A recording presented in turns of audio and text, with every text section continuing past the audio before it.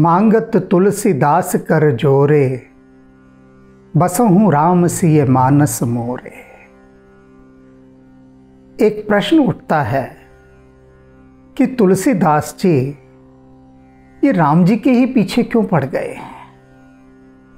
क्या आवश्यकता है?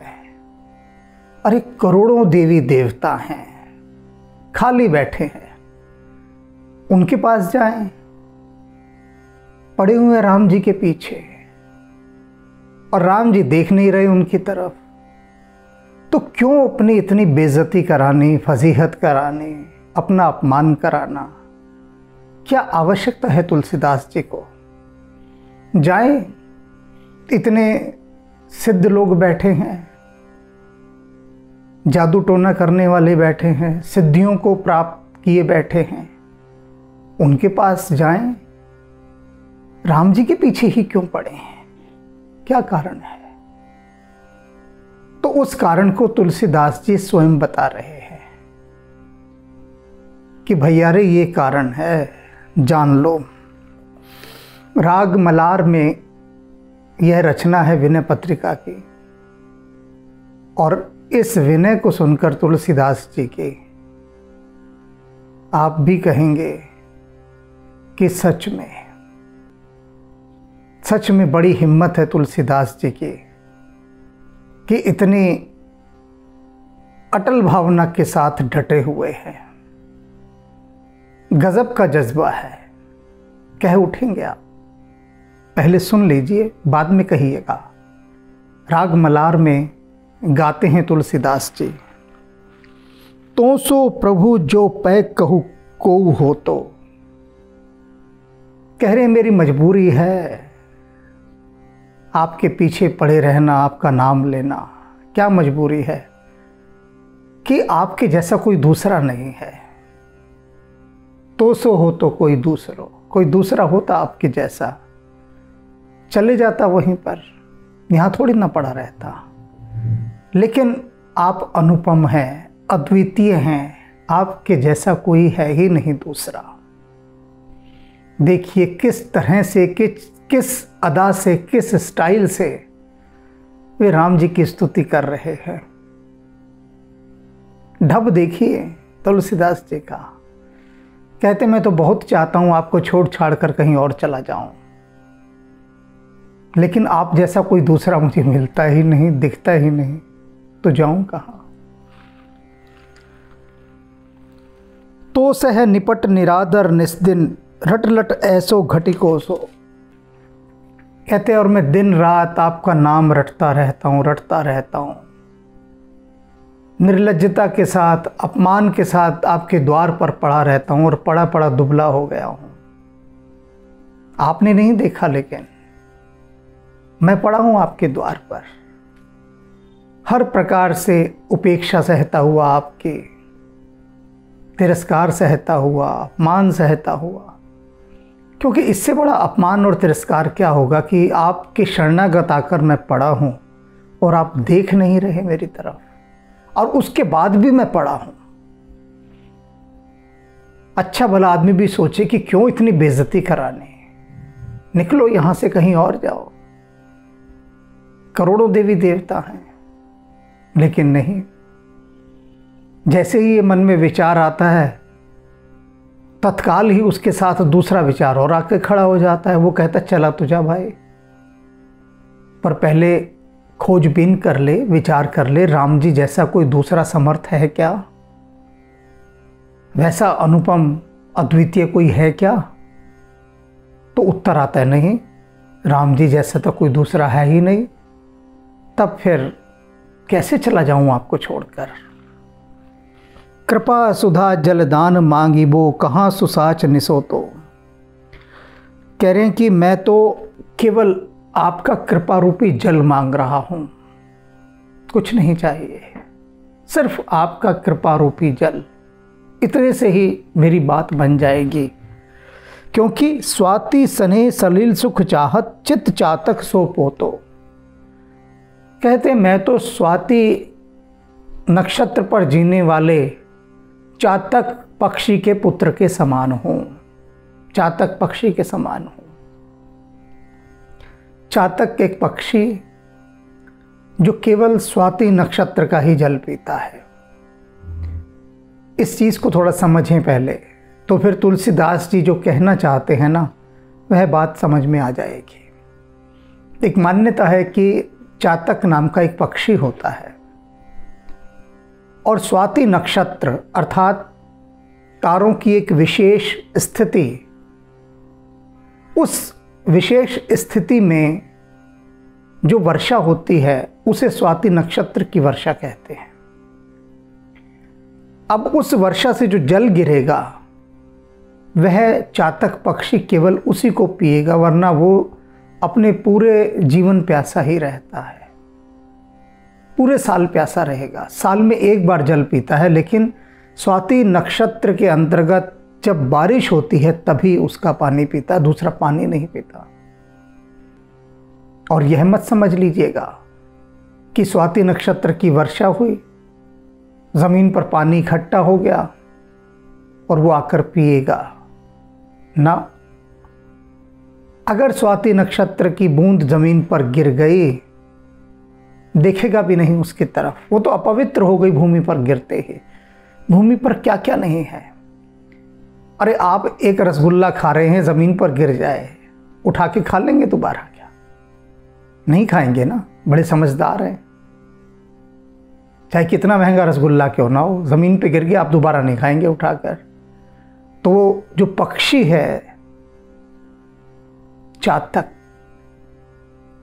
वह उस बूंद को कभी नहीं पीता जो भूमि पर गिर गई। कहता है ये तो पवित्र हो गई, अपवित्र बूंद वह नहीं पिएगा, उसे आकाश के बीच में ही पीनी होती है वह बूंद।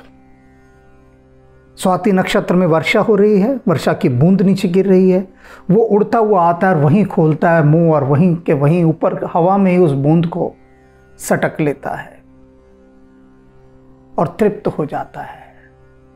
उसे भरपेट पानी नहीं पीना होता, बस एक बूंद काफ़ी है।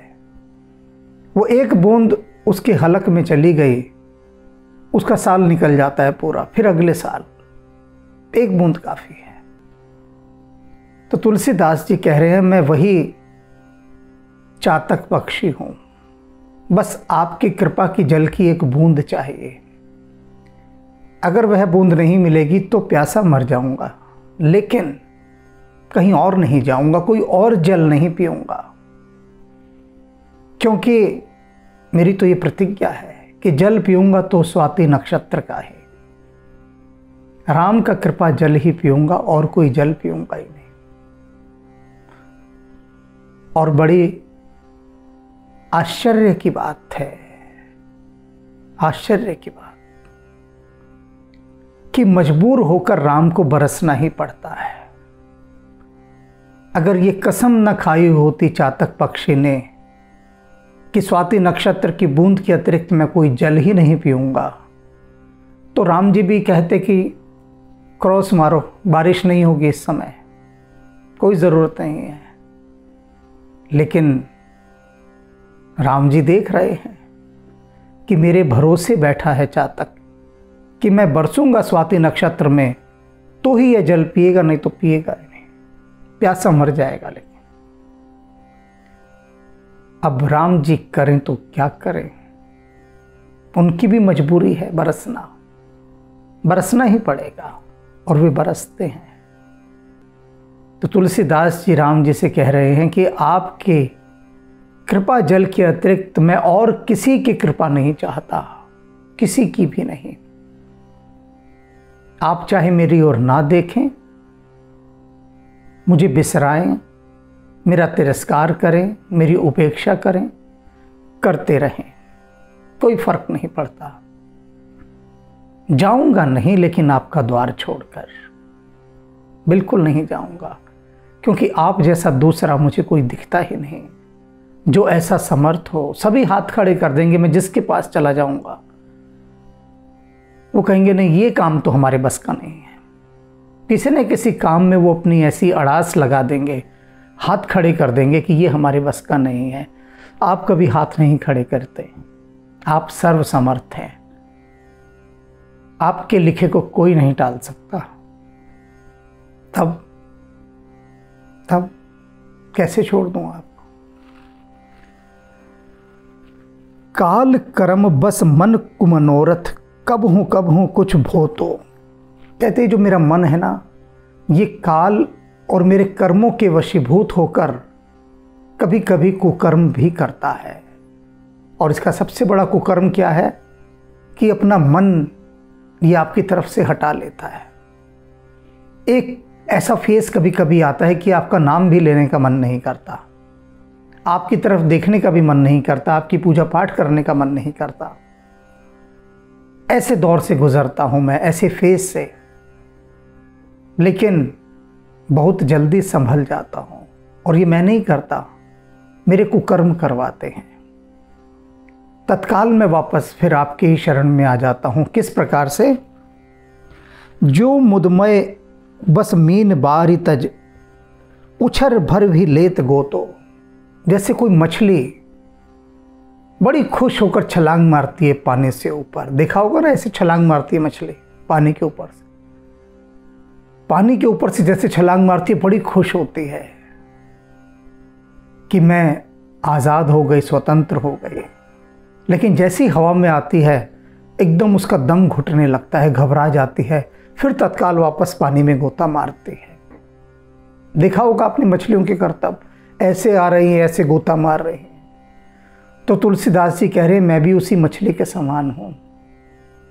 मेरा ये मन विषय वासनाओं में खुश होकर बड़ा उछलता है, उनकी तरफ भागता है, लेकिन फिर जल बिन मछली की तरह तड़पने लगता है। फिर वापस मैं लौटकर फिर आप में गोता मारता हूं। क्या करूं? मजबूरी है मेरी। कोई मछली से पूछे, सागर से प्रेम करती हो? मछली कहेगी, कहां का प्रेम, कैसा प्रेम। सागर मेरी मजबूरी है, उसके बिना मैं रह नहीं सकती। सागर से अलग होने की बात भी सोचूंगी तो मर जाऊंगी। तो इसलिए जल में रहते रहते मुझे जल से प्रेम हो ही गया है। जल से मैं प्रेम करने ही लगी हूं। मुझे पता है जल के बिना मेरी गति नहीं। तो फिर क्यों ना जितना समय रहा जाए जल के साथ प्रेम पूर्वक रहा जाए। अलग तो रह नहीं सकती जल से, कोई उपाय नहीं है, संभव नहीं है। तो जब संभव ही नहीं है तो क्यों ना जल की पूजा करते हुए रहूं, जल से प्रेम करते हुए रहूं। मजबूरी को क्यों ना अपना आनंद बना लूं। तो हे राम जी, मैं मछली हूं, आप जल हैं। आपसे यदि कुछ क्षण को अलग भी हो जाता हूं तो मेरी घुटन वापस आप में गोता मारती है, फिर लौट लौट आती है।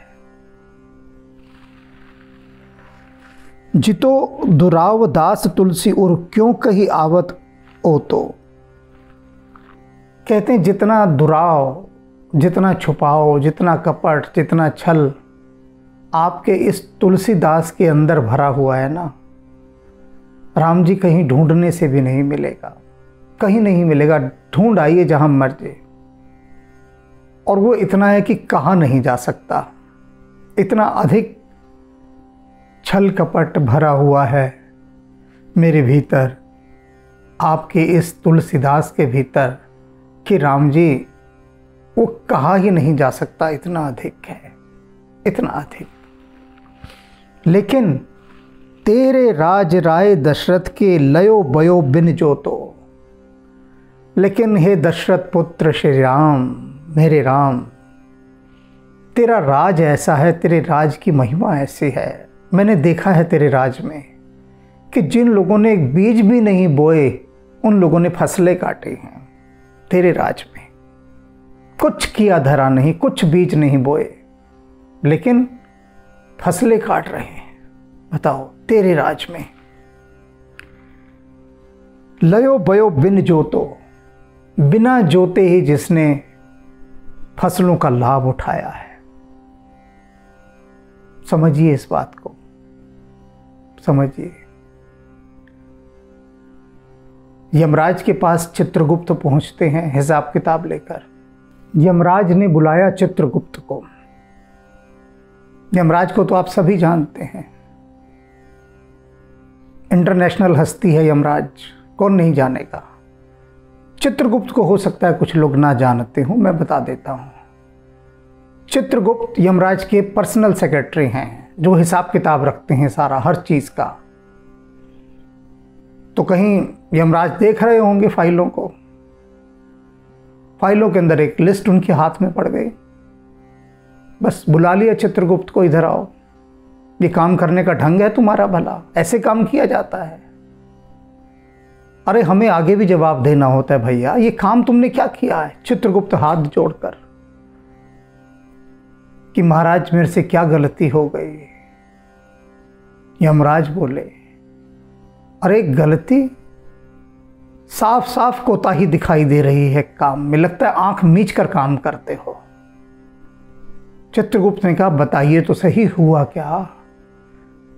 यमराज ने लिस्ट फेंक के मारी चित्रगुप्त के मुंह पे कि देखो सबसे ऊपर क्या लिखा है। चित्रगुप्त ने लिस्ट देखी, महाराज इसमें लिखा है केवट।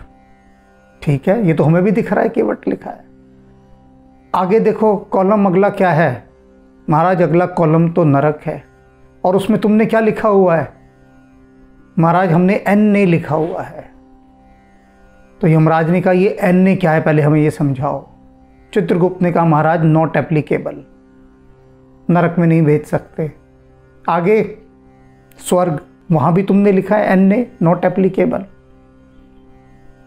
स्वर्ग भी नहीं भेज सकते।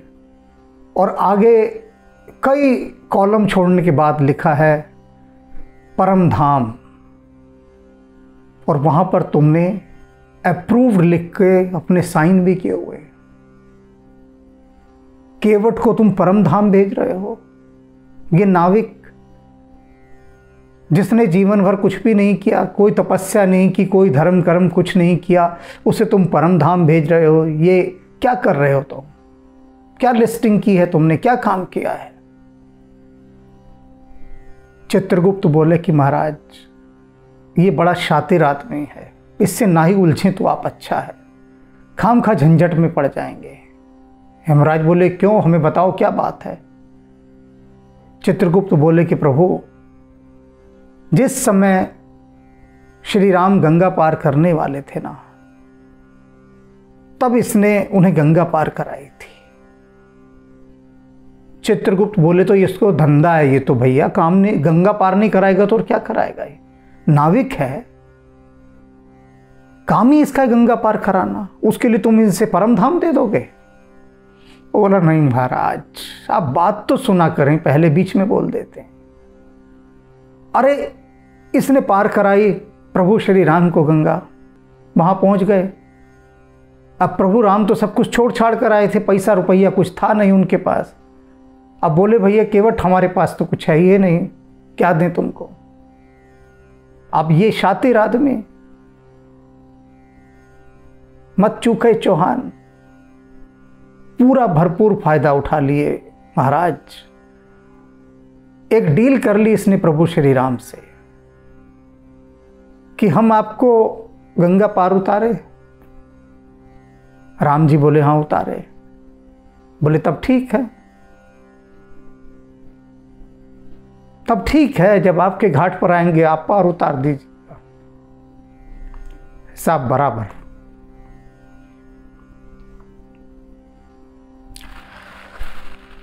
और महाराज मेरे पे गुस्सा करने की जरूरत नहीं है, आगे देख लीजिए, प्रभु राम के हस्ताक्षर हैं, मोहर लगी है राम राज्य की। अब यमराज बोले, लाइए लिस्ट दीजिए। यमराज ने लिस्ट देखी, बोले, अरे ये तो सच में राम राज्य की स्टैंप लगी है और राम जी के हस्ताक्षर भी हैं, पर इसको परम धाम कैसे दे दिए? चित्रगुप्त बोले, जाओ राम जी से पूछाओ। यमराज बोले, मरवाओगे हमको क्या है? हमारी नौकरी खाने के चक्कर में हो तुम कि हम जाएं और तुम बैठो यहाँ पर? भेजो, परम धाम भेजो। और बोले, ये अगला, ये बंदर, इस बंदर पर भी तुमने परम धाम लिख दिया। क्या नाम है इस बंदर का? सुग्रीव। अरे इसने क्या किया, बताओ इसकी कहानी। चित्रगुप्त बोले कि महाराज ये तो पहले दिन से ही राम को हत्यारा समझे बैठा था। यमराज बोले, लो, जो बंदर प्रभु श्री राम को हत्यारा समझ रहा है उसको तुमने परम धाम दे डाला। वो बोले, मैंने नहीं दिया महाराज, आगे देखो, राम राज्य की मोहर लगी है, प्रभु श्री राम के हस्ताक्षर है, उन्होंने दिया। ये तो पहले दिन से ही उन पर शक करता रहा, यही समझता रहा कि वाली के भेजे कोई हत्यारे हैं, और तो और इनकी परीक्षा भी ले डाली। बोला कि हम नहीं मानते कि आप वाली से अधिक शक्तिशाली हैं। वाली तो तीर मारता था एक, और ताड़ के पेड़ में से आर पार निकल जाता था। तब लक्ष्मण जी बोले कि वाली तो एक ताड़ के पेड़ से आर पार तीर निकालता था ना, राम जी तुम्हें 7 पेड़ों के अंदर से तीर निकाल कर दिखाएंगे। और इसने तो गद्दारी बहुत की महाराज, राजपाट संभाल लिया और सुरा सिंदूरियों में डूब गया, अय्याशियों में पड़ गया, राम जी का काम ही नहीं देख रहा था। इसने तो खूब गद्दारी की, और इसको भी राम जी ने देखो परम पद दे दिया। ये देख लीजिए, मोहर लगी है, राम राज्य की हस्ताक्षर है। यमराज ने अपना माथा ठोका और बोले कि सुनो, आज के बाद हमसे पूछने की जरूरत नहीं है। जहां राम जी ने अपने हस्ताक्षर कर दिए हैं, और जो भी हो जैसा भी हो, भेजो परम धाम, हमें क्या लेना, मेरे घर से क्या जा रहा है। हम तो यहां नौकरी कर रहे हैं भैया, राम जी की मर्जी, जिससे जो मर्जी थे, हमें क्या लेना देना। तो तुलसीदास जी यही कह रहे हैं, यही कह रहे हैं, फिर से सुन लीजिए। तेरे राज राय दशरथ के, हे दशरथ नंदन, हे मेरे राम जी, आपके राज में, आपके राज की बात बता रहा हूं, कैसा आपका राज। आपके इस राम राज में लयो बयो बिन जोतो, जिन्होंने आज तक कोई बुवाई नहीं की, खेत नहीं बोया, उन्होंने फसलें काटी हैं। अभी केवट और सुग्रीव का उदाहरण दिया था, और न जाने कितने फसलें काट काट के अपने भंडारे भर गए। आपने सुना ही है अभी चित्रगुप्त से। तो मेरे राम जी, मैंने भी कुछ नहीं बोया है, मेरी भी ऐसी फसल की कमाई करा दें आप। आपके अलावा मैं कहीं और नहीं जा सकता आपको छोड़कर। आपके समान कोई अद्वितीय नहीं, कोई समर्थ नहीं आपके समान। कितने समर्थ हैं कि जिन्होंने कुछ भी नहीं किया उनके लिए भी परम धाम की सिटीजनशिप दे दी। ग्रीन कार्ड भी छोड़ो कि सिटीजनशिप, परमानेंट मेंबर हो तुम वहां के, नागरिकता प्रदान कर दी परम धाम की। तो आपकी मोहर लग गई, आपके हस्ताक्षर हो गए। यमराज भी आपकी बात को नहीं मोड़ सकता, कोई नहीं मोड़ सकता। किसी और ने ये लिख दिया होता तो यमराज ने उसकी खाट खड़ी कर दी होती। और यहां कह रहे हैं कि मुझे अपनी नौकरी बचानी है। राम जी ने लिख दिया, अब जो भी हो जैसा हो, अब कोई सवाल नहीं, कोई क्वेश्चन नहीं। तो इतने समर्थ हैं आप मेरे राम, तो आपको छोड़कर मैं कैसे किसी और के द्वार चला जाऊं, कैसे कैसे। रघुपति राघव राजा राम, पतित पावन सीताराम। रघुपति राघव राजा राम, पतित पावन सीताराम। सीताराम सीताराम, बज प्यारे तो सीताराम। सीताराम सीताराम, बज प्यारे तो सीताराम। रघुपति राघव राजा राम, पतित पावन सीताराम। सीताराम सीताराम, बज प्यारे तो सीताराम। सीताराम सीताराम भज प्यारे तू सीताराम रघुपति राघव राजा राम पतित पावन सीताराम पतित पावन सीताराम पतित पावन सीताराम।